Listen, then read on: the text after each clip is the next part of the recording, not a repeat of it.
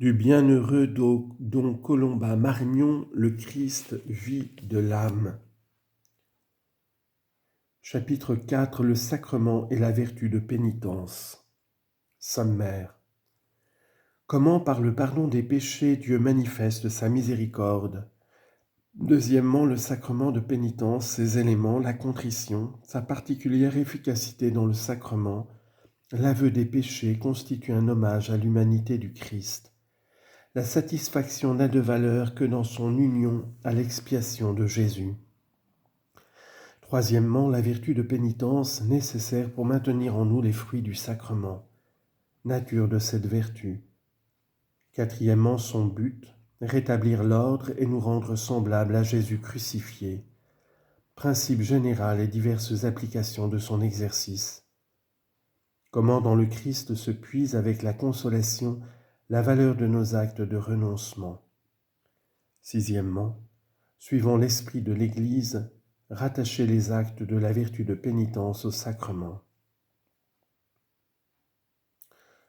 En expliquant aux premiers chrétiens le symbolisme du baptême, saint Paul leur écrit qu'ils ne doivent plus par le péché faire mourir en eux la vie divine du Christ. Ultra non serviamus peccato, que nous ne servions plus le péché. Romains 6, 6.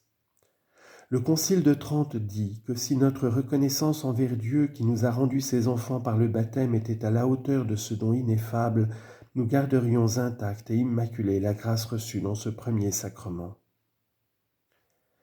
Il y a des âmes privilégiées, véritablement bénies, qui conservent sans jamais la perdre la vie divine. Mais pour les autres, pour celles qui succombent au péché, y a-t-il un moyen de retrouver la grâce, de ressusciter de nouveau à la vie apportée par le Christ ? Oui, ce moyen existe. Le Christ Jésus, homme Dieu, en a fait un sacrement, le sacrement de pénitence.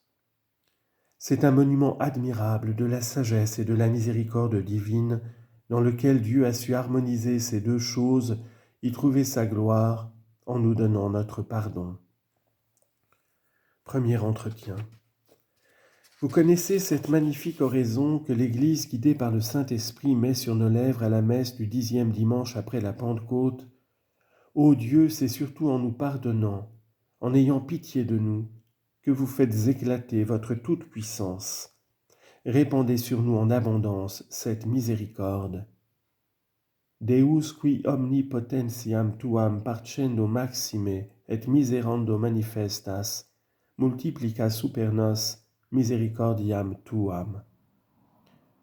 Voilà une révélation que Dieu nous fait par la bouche de l'Église.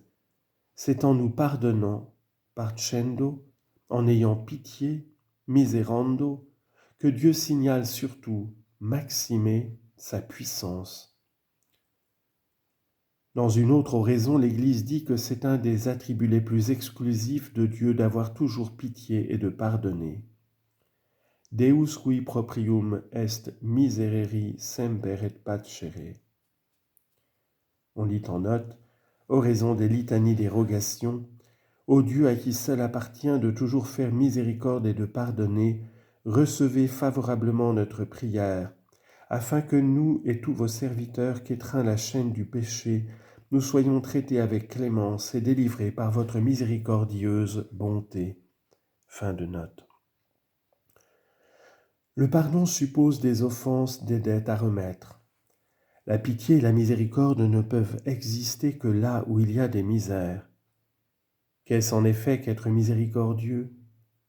C'est prendre en quelque sorte dans son propre cœur la misère des autres. Misericors dicitur aliquis quasi habens miserum cor. Le pardon suppose des offenses, des dettes à remettre. La pitié et la miséricorde ne peuvent exister que là où il y a des misères. Qu'est-ce en effet qu'être miséricordieux ? C'est prendre en quelque sorte dans son propre cœur la misère des autres. Or Dieu est la bonté même, l'amour infini. Deus caritas est. 1 Jean 1,8. Dieu est amour. Et en face de la misère, la bonté et l'amour deviennent de la miséricorde. C'est pourquoi nous disons à Dieu, Deus meus misericordia mea. Ô mon Dieu, vous êtes ma miséricorde. Psaume 58, verset 18. Multiplica super nos misericordiam tuam. Multipliez pour nous votre miséricorde. Pourquoi cela? Parce que nos misères sont immenses. C'est d'elles qu'il faut dire abyssus abyssum invocat. L'abîme de nos misères, de nos fautes, de nos péchés appelle l'abîme de la miséricorde divine.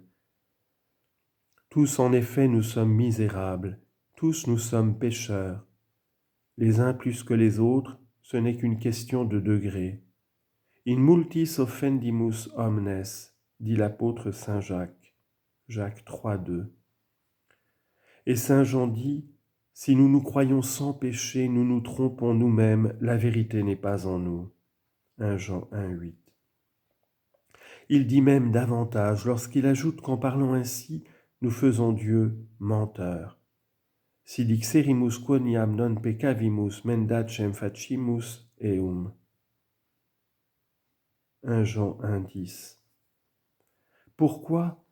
Parce que Dieu nous oblige tous à dire « Pardonnez-nous nos offenses ». Dimite nobis debita nostra. Dieu ne nous obligerait pas à cette demande si nous n'avions pas de debita. Tous nous sommes pécheurs. C'est tellement vrai que le Concile de Trente a condamné ceux qui disent qu'on peut éviter tous les péchés, même véniels, sans un privilège spécial de Dieu, tel qu'il a été accordé à la bienheureuse Vierge Marie. C'est là notre misère. Mais cette misère ne doit pas nous décourager. Dieu la connaît, et c'est pourquoi il a pitié de nous comme un père a compassion de ses enfants. Quomodo miseretur pater filiorum misertus est Dominus. Psaume 102, verset 13. Car il sait que non seulement nous sommes tirés du néant, mais aussi pétris de boue. Quoniam ipse cognovit figmentum nostrum. Psaume 112, verset 14. Il connaît cet amas de chair et de sang, de muscles et de nerfs, de misère et de faiblesse, qui constituent l'être humain et rendent possible non une fois, mais comme le dit notre Seigneur, 70 fois, 7 fois, c'est-à-dire un nombre indéfini de fois, de péché et le retour à Dieu. Matthieu 18, 22. Dieu met sa gloire à soulager notre misère, à nous pardonner nos fautes. Dieu veut être glorifié en manifestant sa miséricorde envers nous à cause des satisfactions de son Fils bien-aimé. Dans l'éternité, nous chanterons, dit saint Jean, un cantique à Dieu et à l'agneau. Et quel sera ce cantique? Sera-ce le sanctus des anges? Dieu n'a pas épargné une partie de ses esprits purs. Dès leur première révolte, il les a foudroyés pour toujours parce qu'ils n'avaient pas ces faiblesses, ces misères qui sont notre partage. Les anges fidèles chantent la sainteté de Dieu, cette sainteté qui n'a pu souffrir un instant la défection des rebelles. Mais pour nous, quel sera notre cantique? Celui de la miséricorde. Misericordias Domini in aeternum cantabo. Les miséricordes du Seigneur sans fin, je les chanterai. Psaume 138, verset 2. Ce verset du psalmiste sera comme le refrain du cantique d'amour que nous chanterons à Dieu. Nous le chanterons aussi à l'agneau. Et que lui chanterons-nous? Redemisti nos Domine in sanguine tuo. Apocalypse 5, 9. Tu nous as rachetés, Seigneur, par ton sang, par ton précieux sang. Vous avez eu tellement pitié de nous que vous avez versé votre sang pour nous sauver de nos misères, pour nous affranchir de nos péchés. Ainsi que chaque jour nous le disons ici-bas en votre nom à la messe, voici le calice de mon sang qui a été répandu pour la rémission des péchés. Et fundetur in remissionem peccatorum. Oui, il y a une gloire immense qui revient à Dieu de cette miséricorde dont il use envers les pécheurs qui se réclament des satisfactions de son Fils Jésus. On comprend dès lors qu'un des plus grands affronts qu'on puisse faire à Dieu, c'est de douter de sa miséricorde et du pardon qu'il nous donne en Jésus-Christ.